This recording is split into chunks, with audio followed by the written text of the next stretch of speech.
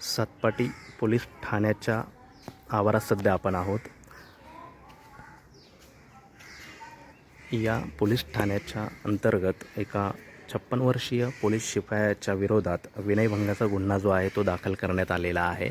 या संदर्भातील आपण पुढील माहिती जी आहे या पोलीस ठाण्याचे सहाय्यक पोलीस निरीक्षक उद्धव सुर्वे यांच्याकडून ही माहिती आपण घेणार आहोत. पाहूया नेमकं त्यांचं म्हणणं काय आहे.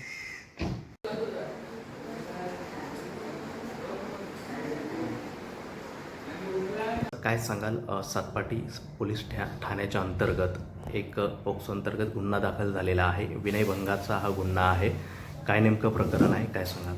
दिनांक 10/6/2026 रोजी सातपाटी पोलीस ठाण्यात एक 13 वर्ष 8 महिन्याची मुलीने तक्रार दिलेली होती की पालघर जिल्हा पोलीस मुख्यालयात कार्यरत असलेले राखीव पोलीस उपनिरीक्षक संजय काशे यांच्याविरुद्ध छेडछाडीच्या तक्रार आल्याने त्यांच्याविरुद्ध गुन्हा दाखल करण्यात आला. त्यांना ते 10 जुलै 2026 रोजी अटक करण्यात आली व न्यायालयात हजर केले असता 3 दिवसाची पोलीस कस्टडी मिळाली. त्यानंतर त्यांना 13/7/2026 रोजी माननीय न्यायालयात हजर केले असता त्यांना न्यायालयीन कोठडी देण्यात आलेली आहे.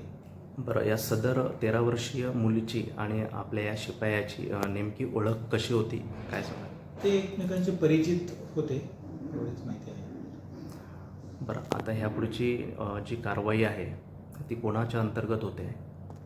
आता यांच्याविरुद्ध गुन्हा दाखल केल्यानंतर आपण तपास सध्या माझ्याकडेच आहे, API